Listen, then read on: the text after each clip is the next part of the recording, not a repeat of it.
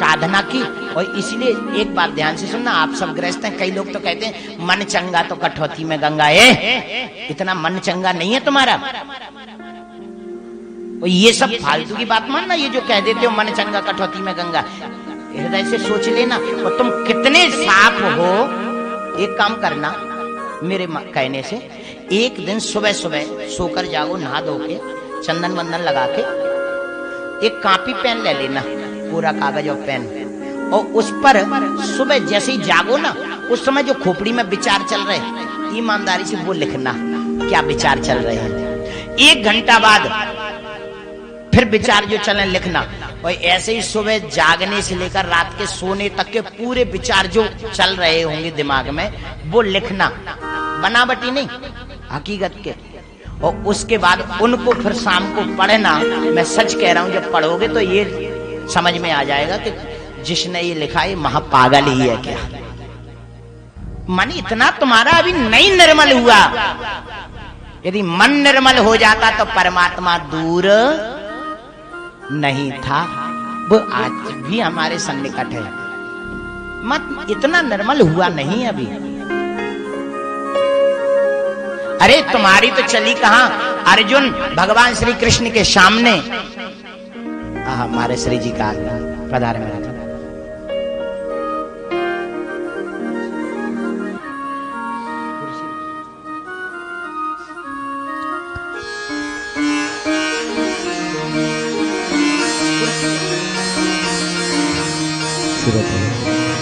बोलिए सद्गुरुदेव भगवान की जय, वृंदावन बिहारी लाल की जय। राधे श्री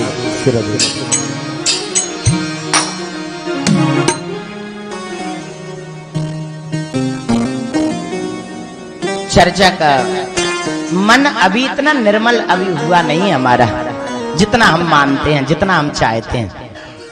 सामने अर्जुन, और अर्जुन भगवान से कहते हैं चंचलम ही मना कृष्ण प्रथामी बलवत दृढ़म। हे कृष्ण, मेरा मन बड़ा चंचल है। जो सच बता दूं, परमात्मा से कई रिश्ते रखते हैं, जिनके परमात्मा सारथी बने, वो अर्जुन कहते हैं कि ये मन बड़ा चंचल है। तो फिर सहज व्यक्ति का क्या होगा? विचार तो करो। मन को केंद्रित करना इतना सहज नहीं है।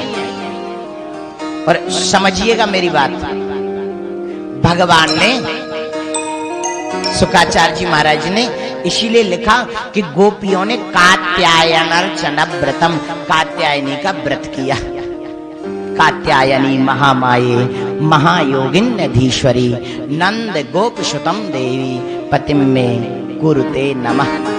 पूजन किया है गोपियों ने। और एक बात ध्यान से सुनना, गृहस्थ में आप हो तो आपको पूजन करना ही चाहिए। और जो लोग कहते थे हम तो 10 मिनट को ध्यान लगा लेते हैं, 10 मिनट को समाधि लगा लेते हैं, 10 मिनट को हम तो, ये 10 मिनट की समाधि कोई घड़ी देख के लगाओगे क्या? विचार करो, समाधि लगाई आपने, क्या घड़ी देख के लगाओगे? 10 मिनट ध्यान लगा लिया, समाधि लगा ली। 10 मिनट का नहीं है, ये तो डूब गया तो डूब गया व्यक्ति। फिर डूबा व्यक्ति फिर उबर नहीं पाता कि 10 मिनट हो गए अब उबर जाओ। पूजन का क्रम हमारे यहां था। और आज सच मानना, ये विविध पंथों ने, विभिन्न संप्रदायों ने हमारे सनातन को खत्म किया है। ये जो पूजन जब से खत्म हुआ ना, कर्मकांड, क्योंकि पहली सीढ़ी तो पूजन ही थी भक्ति की, जब से ये खत्म हुआ है तब से निश्चित मानना व्यक्ति का आध्यात्मिक जीवन ही खत्म हुआ है। हाँ, हमारे यहाँ के जो पूजन का क्रम है ना, आज यदि हम किसी से पूछें कि भैया पूजन करते हो, तो वो कहेंगे हमारे जी हम पूजा करते हैं। क्या करते हो? बोले हम साईं बाबा की पूजा करते हैं, हम गोगा स्वामी की पूजा करते हैं। तुझे कोई और देवता ना मिले जो शनि साईं के मंदिर बनाता फिर रहा है भाई, है? हम निर्गुण निरंकारी को मानते हैं। क्यों? सगुण साकार में कोई देवता ना मिला होगा। और एक व्यक्ति हमें मिले, बोले हमारे गुरुजी ने तो कहा है कि घर में भगवान रखने की जरूरत नहीं, भगवान तो निर्गुण निराकार है। भगवान निर्गुण निराकार है, मूर्ति रखने की घर में जरूरत नहीं है, मंदिर जाने की जरूरत नहीं है। मैंने कहा तो बड़ी हकी है तेरे गुरुजी ने। मैं कही फिर? बोले गुरुजी की हम तो फोटो रख रखे हैं, बस उसी की पूजा करते हैं। मैं कही फोटो वही पूजना है तो भगवान क्या कम सुंदर है? भगवान की पूजा कर ले, वो तो बहुत सुंदर है। हाँ? ध्यान से सुनना, हमारे यहाँ गुरु मार्गदर्शक था, वो भगवान से जोड़ने वाला था। वो खुद ही भगवान बन के बैठ जाए ये उचित नहीं है।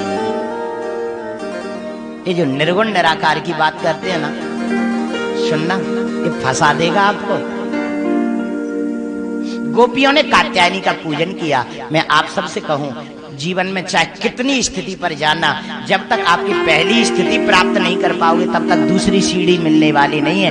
पहली सीढ़ी पूजा पाठ है और पूजन का क्रम आपको पता होना चाहिए। हम सनातन में पंचदेव उपासक हैं। आजकल जो है ना ये कई सादे सब सद है, ये फालतू की बात है। गृहस्थ में ये बातें नहीं होती। इष्ट एक होता है लेकिन पूजा 5 की करना है। हम पंचदेव उपासक हैं। हाँ, राम जी का जन्म हुआ, हम राम जी को मानने लगा। कृष्ण जी का जन्म हुआ, हमने कृष्ण जी को पूजा है। लेकिन सनातन राम कृष्ण के जन्म से भी पहले चला आया है। आप सब बुद्धिमान यहाँ बैठे हैं, आप सबके सामने, गुरुजनों के सामने मैं एक शब्द बोलूं, उस पर विचार करना। मैं आपसे पूछूं, कितने कितने देवता हैं आपके जिनकी आप पूजा करो? कोई कहेगा 10 हैं, कोई कहेगा 20 हैं, कोई कहेगा हरि अनंत, हरि कथा अनंत। लेकिन मैं आपको सिद्धांत दूं तो 5 देवता आपके मूल हैं जिनकी आपको पूजा करना है प्रतिदिन। 5 देवता। नंबर 1 गणेश जी। सुनना और गौर करना। नंबर 1 गणेश जी। और गणेश जी हमारे यहाँ, वो तो लंबोदर मान ले, हम चतुर हस्त में पूज ले, अच्छी बात है। पर हमारे कर्मकांडियों ने तो गणेश जी को सुपारी में पूजा है। मिट्टी के गणेश पूजे, और यदि हमारे बुंदेलखंड में चले जाओ तो गोबर के ही गणेश पूजे आज भी ब्याह में। हाँ, समझना, गौर करना। गोबर के गणेश माने हमने, सुपारी के गणेश माने हमने, मिट्टी के गणेश माने। और जो निर्गुण निराकार की बात करते हो, हमने सगुण साकार में यदि लंबोदर गणेश का पूजन किया है तो निर्गुण निराकार में सुपारी के गणेश का पूजन किया है। यदि पंच देवताओं में दूसरे देवता की बात करें, समझना और ये करना भी है, क्योंकि मैं आपको व्यक्तिगत बैठ के नहीं समझा पाऊंगा, इसलिए समझाने का। ये कोई प्रवचन नहीं है, ये कोई कथा भी नहीं है, ये तो केवल हमारा आपका संवाद है। दूसरा, हमारे पूजन में दूसरा किसका पूजन? बोले देवी का। देवी का पूजन करना है हमें। हमने देवी को पूजा है। हमारे यहाँ वो देवी का अस्त्र शस्त्र लिए मां शेर पर सवार देवी का पूजन हमने किया। लेकिन निर्गुण निराकार में हमने पिंडी के आकार में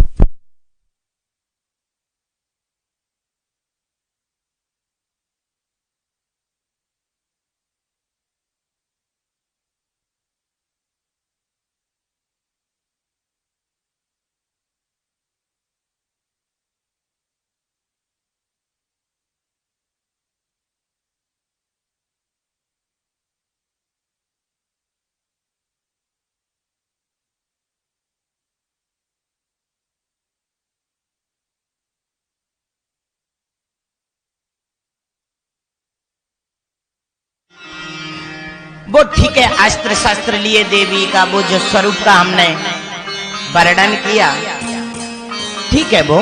लेकिन